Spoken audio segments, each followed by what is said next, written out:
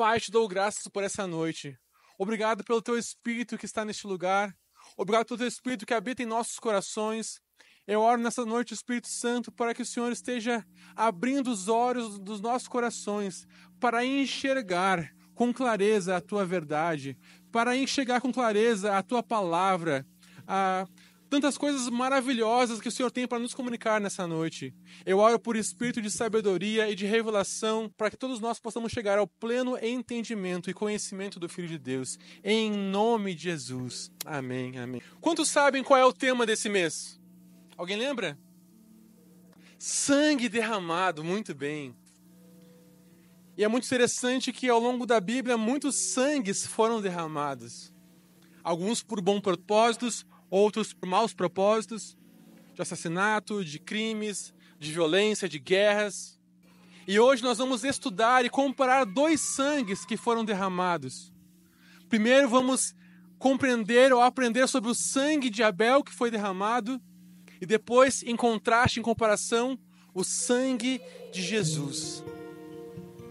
Lá em Gênesis 4, a partir do versículo 1, começa a mostrar o crescimento da população. Fala que Adão e Eva, eles tiveram filhos, tiveram Caim e Abel inicialmente. E a Bíblia diz que Abel tornou-se um pastor de ovelhas e Caim um agricultor. E as duas profissões eram igualmente importantes e valiosas. Um cuidava de animais, outro cuidava das plantações, dos cereais. As duas eram importantes. E aconteceu num momento em que os dois foram prestar culto ao Senhor. E diz que no versículo 3, passado algum tempo, Caim trouxe do fruto da terra uma oferta ao Senhor.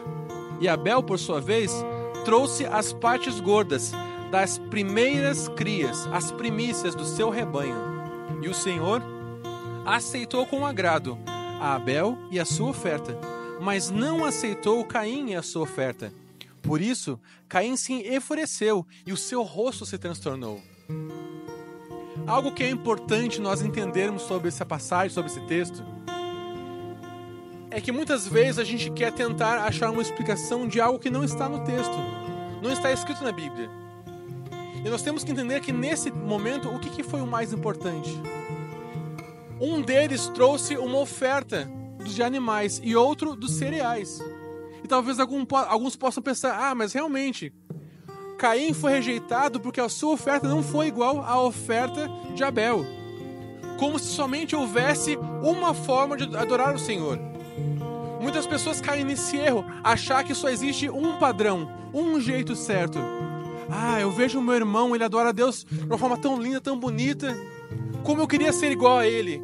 Somente ele sabe como adorar. Somente ele consegue entregar uma oferta ao Senhor. Mas eu sou tão pobre, tão humilde. As minhas ofertas são moedinhas, são valores tão insignificantes perto do que outros irmãos ofertam na casa do Senhor. Eu sei que tem irmãos tão ricos, com empresas prósperas, que chegam na igreja com um carro, vem sempre de Uber, e eu venho de busão. Minha oferta é tão pequena. Quem sou eu perante os meus irmãos que dão ofertas tão melhores? E quem disse que existe somente um padrão de oferta que agrada ao Senhor? Mas neste momento, uma oferta foi aceita e a outra não. Mas entenda, Abel trouxe um animal, uma parte de animais, porque era o que ele trabalhava. Ele entregou do que ele tinha, do que era do seu serviço. Assim como Caim. Caim também trouxe uma parte do que era o seu trabalho. A diferença, nós vamos ver aqui, é que Deus conheceu o coração de cada um deles. E Deus viu que de alguma forma o coração de Caim não estava correto. Por isso que Deus não se agradou da oferta de Caim. Até porque depois na lei, em anos e anos seguintes, quando Deus estabeleceu a lei, havia tanto a prescrição, a ordenança de ofertas com sacrifício animal, e também havia ofertas de cereais, de grãos. Então todas as ofertas são listas, são válidas para adorar o Senhor. Cada um adora com o que tem. A diferença é que não adianta você entregar o que você tem, mas com o coração errado. E talvez nesse tempo, nesse momento, isso não diz no texto, estamos apenas especulando, apenas assim, pensando um pouco mais no texto. Talvez partiu de Abel a ideia de adorar o Senhor, de entregar uma oferta. Ele foi lá e pegou das primeiras crias, e Caim se viu na obrigação. Talvez não tenha partido dele o desejo, talvez ele tenha feito isso porque precisava. Todos os meus irmãos vão na igreja prestar culto, eu também vou. Eu vou porque eu sou obrigado, eu vou porque minha mãe me leva, eu vou porque os meus amigos todos estão indo, eu vou no embalo. E outra coisa importante nesse texto, o que fica bem claro, é que diz que Abel, ele trouxe das primeiras crias, dos primeiros rebanhos. Ou seja, ele deu ao Senhor a parte mais importante. Ele demonstrou que tudo começa com adoração ao Senhor. Que tudo começa com o que ele tem, dando primeiro ao Senhor. Depois, ele usa para o seu benefício, para o seu proveito. Isso vale para o nosso tempo, para os nossos recursos. Quando você recebe algo, seja do seu trabalho, ou uma mesada, ou o seu tempo, a primeira coisa é entregar ao Senhor o seu tempo, a sua adoração, a sua dedicação, a primeira hora do dia, o primeiro dia da semana. Também podemos considerar o dízimo, né? Quando você dá ao Senhor a primeira parte. Deus, ele olhou para a motivação, para o coração de Caim. Agora pensa o seguinte, se a motivação de Caim tivesse correta, se ele realmente tivesse ido com o coração certo, Senhor, eu estou aqui para te adorar. A partir do momento que ele percebesse que Deus não se agradou da sua oferta, se ele tivesse um coração correto, o que ele faria? Diria assim, não, Senhor, me desculpe, me perdoe, eu errei aqui, eu falei na minha oferta, o Senhor não se agradou, mas espera aí, eu vou lá e vou trazer algo diferente, eu vou mudar a forma do que eu estou fazendo e vou te agradar de alguma forma. Mas não foi isso que Caim fez. Caim, da mesma hora, se transtornou, fechou o seu coração. E no versículo 6, Deus disse assim a Caim, por que você está furioso? Por que se transtornou o seu rosto? Se você fizer o bem, ou seja, se você proceder bem, se você fizer o que é certo, com a motivação certa, você não será aceito? É claro que sim. Mas se não o fizer, se você fizer do jeito errado, com o coração errado, saiba que o pecado o ameaça à porta. E ele deseja conquistá-lo, mas você deve dominá-lo. Então de nada adianta você vir para a igreja com o coração errado, ou servir a Deus com o coração errado, do jeito errado. O pecado ele vai estar à porta, vai estar à sua volta, tentando te dominar. Você vai começar a olhar para as circunstâncias, vai começar a olhar para os seus irmãos. Por que Deus está se agradando do meu irmão? Eu sei que isso não acontece na Eucana, não acontece nos adolescentes, mas em outras cidades, em outras igrejas, pode ser que aconteça de um irmãozinho olhar para o seu lado e ver um irmão se destacando, ver um irmão sendo elogiado na igreja, vendo os irmãos, gostando dele, ele se destacando, ele crescendo, começando a liderar o ministério. E em outras igrejas, em outras cidades, acontece de algumas pessoas ficarem chateadas. Por que ele está lá nessa posição de destaque e eu não?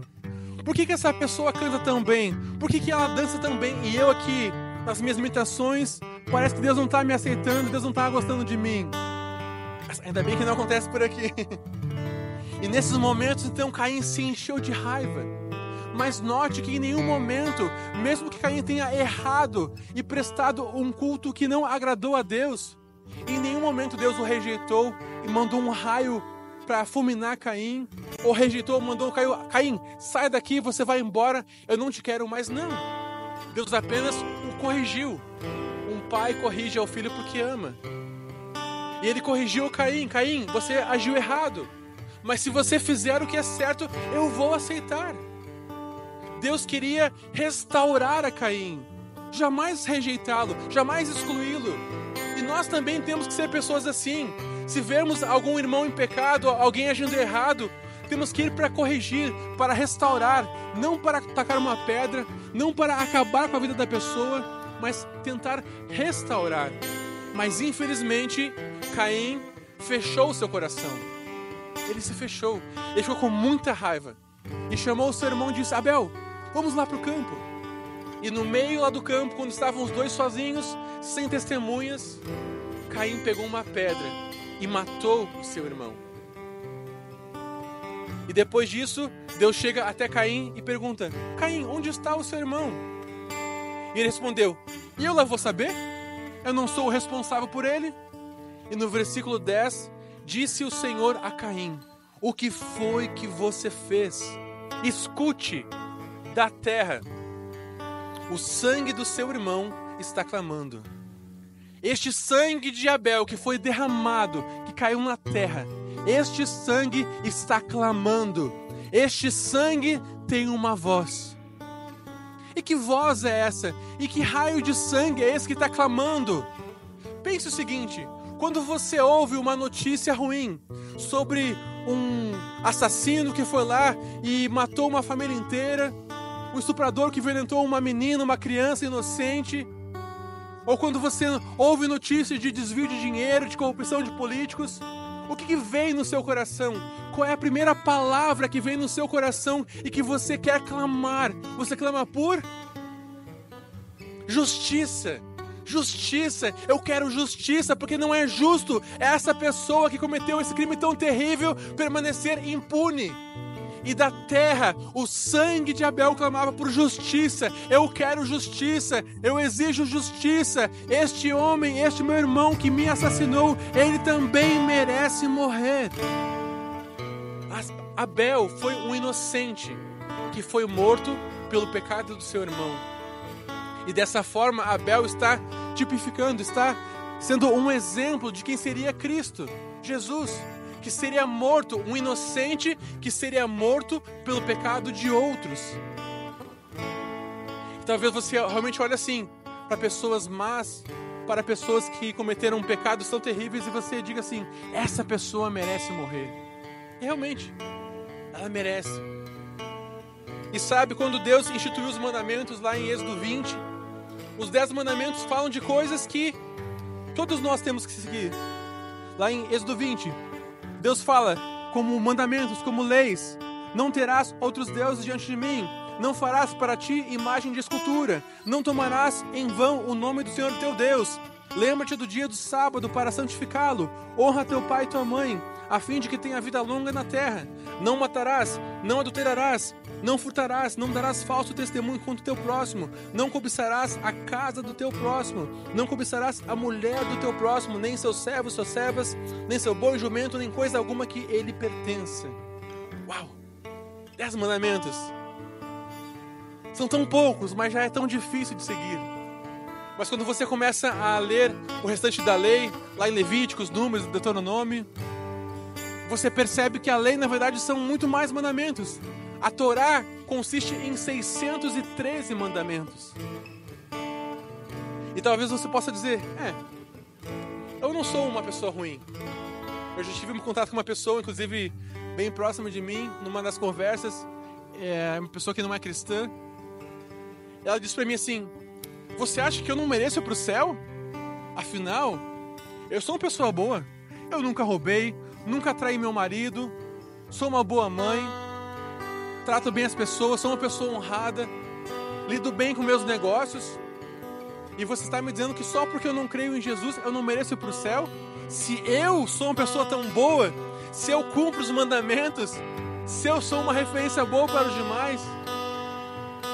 Muitas pessoas são assim, se acham tão boas que não precisam de Jesus. Afinal, nunca cometi nada demais, não assassinei ninguém, não cometi adultério. É interessante que quando Jesus veio, ele não veio para abolir ou para extinguir a lei, sabe? Para tornar nula a lei. Em Mateus 5, versículo 17, diz assim: não pensem que eu vim abolir a lei ou os profetas. Eu não vim abolir, não vim acabar com a lei, mas vim para cumprir a lei.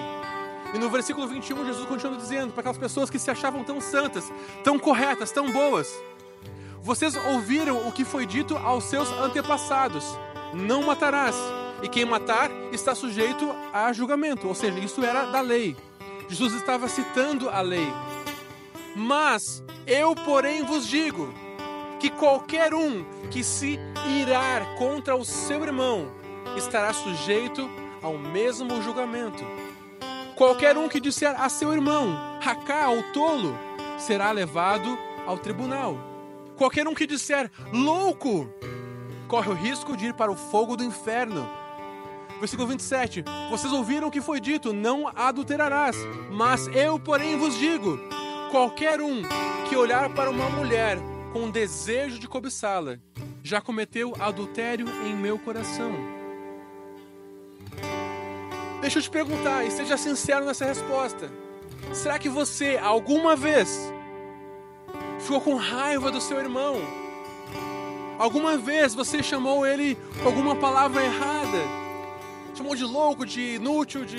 enfim, tantas palavras talvez você tenha considerado. Alguém aqui? Só eu? Talvez você não tenha adulterado, mas será que você nunca olhou para alguém e cobiçou aquela pessoa com desejo? Só eu? Alguém não? Você não? Nunca? Ah, você também. Agora, vocês que levantaram a mão, fique de pé um pouquinho. Eu me incluo nisso, tá? Eu me incluo aqui também. Fique de pé. Quem se considera que falhou alguma vez, cometeu algum pecado. Olhe para o lado. Irmãos, tendo esse exercício, mas façam isso. Vai ser importante. Não vão embora agora, mas façam isso. Olhe para quem está ao seu lado e diga assim: assassino! Você é um assassino! Você é um adúltero! Você é um mentiroso! Ladrão! Você merece morrer! Não é ruim ouvir isso? Eu, um assassino? Eu, um adúltero? Um mentiroso? Pode sentar. Obrigado. Irmãos, imaginem se aqui no telão aparecesse todas as suas conversas do WhatsApp, do Instagram. Imagina se aqui no telão aparecesse como um filme todas as ações, todos os atos que você fez quando ninguém estava olhando. Imagina se aqui Deus mostrasse no telão todos os nossos pensamentos. Quão vergonhoso seria isso? Porque todos nós falhamos, todos nós acabamos pecando. Como diz lá em Ezequiel 18:4, a alma que pecar, essa deve morrer. Romanos 6:23, o salário, a consequência, a contribuição para o pecado é a morte. Romanos 3:23, porque todos pecaram e estão destituídos, afastados da glória de Deus. Todos nós merecíamos morrer. Todas as pessoas que de alguma vez nós pecamos e nós falhamos com elas, todas elas têm uma voz que clama por justiça. Os nossos pecados apontam para nós e dizem: você merece morrer. Essa é a nossa consequência. É isso que nós merecemos. Para de pensar que você é uma pessoa muito boa e que você merece coisas boas de Deus porque você é bom, porque você não é. Nós todos merecemos morrer, porque todos nós falhamos com Deus. O salário do pecado é a morte. É a morte. Lembro de uma mulher que foi flagrada em adultério. Ela foi trazida aos pés de Jesus. Estava lá com lençóis a cobrindo a sua nudez, envergonhada. E as pessoas trouxeram até os pés de Jesus e disseram: Mestre Jesus, esta mulher foi pega em flagrante adultério. E a lei diz que quem comete tais pecados merece morrer, merece ser apedrejado. Eles estavam falando a verdade. Essa era a lei, essa era a consequência, era o castigo, era merecido. Mas Jesus então, com toda a paciência, estava lá escrevendo na terra com o dedo e fala para os homens, para aqueles sábios, os estudiosos da lei: aquele que não tiver cometido pecados, que atire a primeira pedra, os demais depois podem seguir. E todos eles, a começar pelo mais velho, foram saindo. E um por um foi deixando as suas pedras ali, porque reconheceram que também tinham cometido pecado. Agora vejam, Jesus não estava ali anulando a morte que aquela mulher deveria morrer, porque ela pecou e ela merecia morrer. Mas Jesus estava, a partir daquele momento, tomando o lugar dela. Pois Jesus sabia que ele iria morrer, ele iria assumir a culpa para que ela não precisasse morrer. 2 Coríntios 5:21. Porque Deus tomou a Cristo, que era sem pecado, e o encheu com os nossos pecados. Então Ele, em compensação, nos encheu com a justiça, com a virtude de Deus. Deus pegou a Cristo, um inocente que nunca tinha cometido pecados, e colocou sobre Jesus a culpa, o peso de todos os nossos pecados, porque todos nós merecíamos morrer, mas a nossa culpa foi posta sobre Jesus. E aí então, como Ele morreu, Ele pagou o preço que nós merecíamos, que nós tínhamos que pagar. O sangue de Jesus também foi derramado, assim como o sangue de Abel.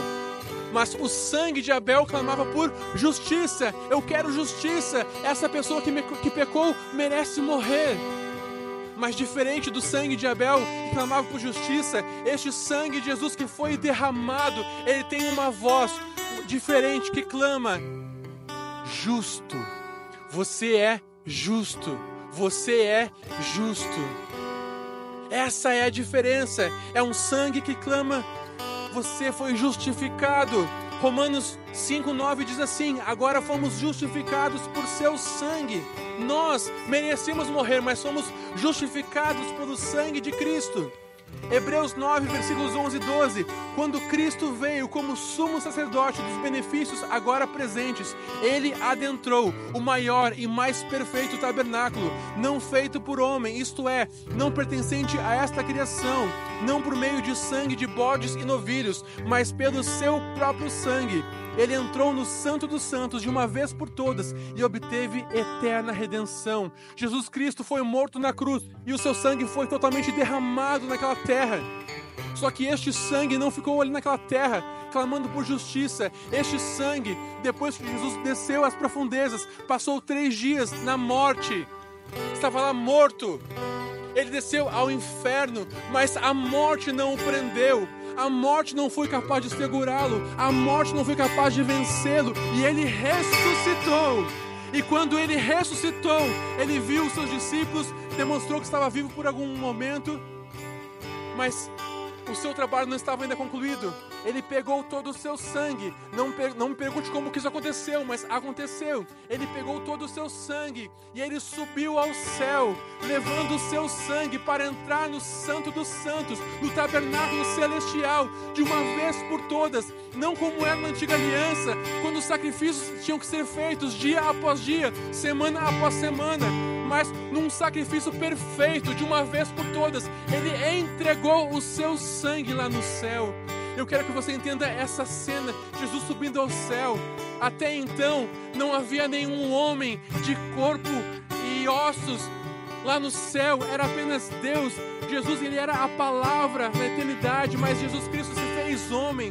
E quando ele morreu e ressuscitou, o véu foi rasgado e agora ele volta até o céu, até o Santo dos Santos, e agora ele volta como um homem, em carne e osso, um homem como eu e você. E aí então, os anjos, os querubins, os serafins, todos os seres celestiais estão lá admirados e surpresos e olham um homem de carne e sangue entrando no céu pela primeira vez e começam a declarar: quem é este? Quem é este? Abram-se, ó portais! Abram-se, ó portais, levantai, ó portas, as vossas cabeças, para que entre o Rei da Glória. Quem é este? É o Rei da Glória, o Senhor forte e poderoso. Abram-se, ó portais, para que entre o Rei. E ele entrou em corpo como o nosso, de carne e ossos, e ele consagra o seu sangue no Santo dos Santos de uma vez por todas. Este sangue que está até hoje clamando: justo, você é justo, não tem mais um pecado que afaste você de Deus. As suas culpas, as suas faltas, as suas falhas foram pagas.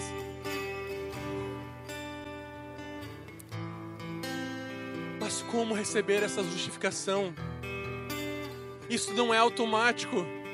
Como seria bom se fosse, porque aí todos seriam salvos automaticamente. Não precisaríamos de igrejas, não precisaríamos de missionários, de pastores.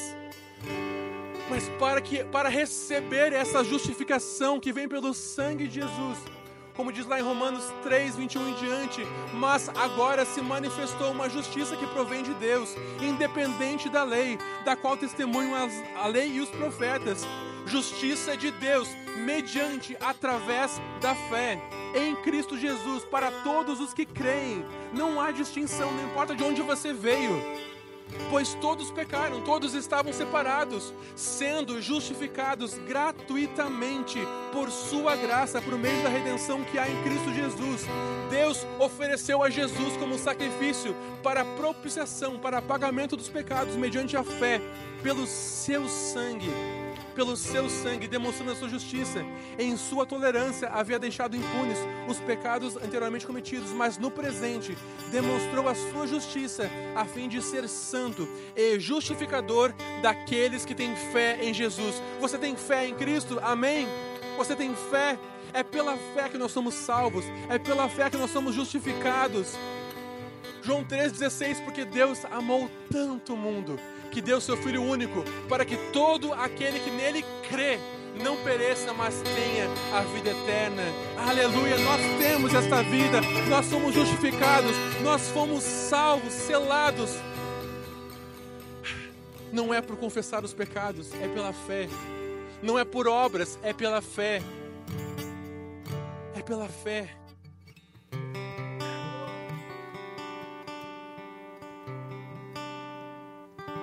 Para encerrar, eu sei que talvez vocês pensem assim: ah, mas e aquele texto que fala que nós temos que confessar os nossos pecados? Sim, mas esse texto está lá em 1 João 2, 1 João 1, versículo 9. Esta é uma carta que João escreveu para a igreja. Nós somos salvos pela fé em Cristo. Se nós tivéssemos que confessar todos os pecados para sermos salvos, poderia faltar algum, estaríamos perdidos. Mas é pela fé que nós somos salvos. Mas, depois que nós fomos salvos, depois que nós já fomos selados, se nesse percurso alguém pecar, aí então, se confessarmos os nossos pecados, eu já quero te adiantar, você vai falhar, você vai pecar, porque nós somos humanos, nós somos falhos. Mas se no meio do caminho você vier a pecar, não abandone Deus, não ache que é o fim. Simplesmente confesse a Deus os seus pecados, pois Ele é fiel e justo para perdoar os nossos pecados e nos purificar de toda injustiça. No versículo 7, o sangue de Jesus, o seu Filho, nos purifica de todo pecado. É o sangue dele que nos purifica. Jesus não veio para fazer uma reforminha, uma adaptação. Ele veio para nos transformar. É como um porco. Se você pegar um corpo que está lá no lamaçal de pecado, você pega um porco, leva para um pet shop, você dá um banho no pet shop, bota a roupinha, bota um lacinho, bota perfume, ele permanece sendo um porco. Você vai largar ele, ele vai voltar para a lama. Mas Jesus, ele não leva a gente para um pet shop espiritual. Jesus, ele nos transforma em ovelhas. Ele muda a nossa natureza. Nós éramos pecadores, éramos merecedores da ira, mas nos tornamos santos, justos, filhos de Deus, herdeiros de Deus, co-herdeiros com Cristo. Ele nos transformou. E agora, se você é justo, você já é mais do que capaz, você já é apto para ser santo, separado para Deus. Se você é justo, você é apto para desfrutar da presença de Deus, o seu Pai, ter comunhão plena com Ele. Se você já é justo, você já é apto para servir a Deus. Se você já é justo, você já é apto para receber o batismo do Espírito Santo. Se você já é justo, você já é apto para manifestar os dons espirituais. Se você já é justo, você já está pronto para desfrutar de uma vida plena e abundante. Se você já é justo, você já é apto para desfrutar da boa, agradável e perfeita vontade de Deus. Se você já é justo, você já foi abençoado com toda sorte de bênção nas regiões espirituais, simplesmente porque você é justo. Não é porque você fez por merecer, não é pelas suas ações, mas é pelo que Jesus fez. É porque o sangue dele declara você como justo, como santo, como filho, como herdeiro. É ele que te fez novo todas as coisas. É ele que faz nova todas as coisas. Aleluia, fique de pé. Nós somos justos, somos santos, somos herdeiros. E lá em Romanos 8:32, para encerrar mesmo, vou até botar no bolso para garantir. aquele que não poupou o seu próprio filho, aquele que não poupou de entregar Jesus para morrer em nosso lugar, para que o seu sangue seja derramado em nosso lugar, quanto mais não nos dará juntamente com ele e de graça todas as coisas. Todas as coisas. Você tem livre acesso a Deus. Eu quero que você saia daqui com esta convicção de que você foi lavado, justificado, purificado. Portanto, feche seus olhos, coloque a mão no seu coração. E mesmo que você já tenha feito outras vezes, mas não importa. Isso é uma declaração de fé que nós podemos fazer sempre, porque é a palavra. E quando nós confessamos a palavra, ela funciona, porque ela não volta vazia. Diga assim comigo: eu sou filho de Deus. Eu já fui um pecador. Eu merecia morrer, mas Jesus morreu em meu lugar, e o sangue dele foi derramado para pagar o preço do meu pecado, da minha vida. E já que Jesus pagou o preço pelo meu pecado, hoje eu sou livre, hoje eu sou justo, porque o sangue dele diz que eu sou justo. E se ele declara que eu sou justo, não importa o que o diabo tente dizer, me chamando de pecador, me chamando de indigno, me chamando de perdido, me chamando de pecador, porque eu só vou ouvir a voz do meu mestre, e o meu mestre diz que eu sou justo, ele me diz que eu sou santo. Aleluia, glória a Deus.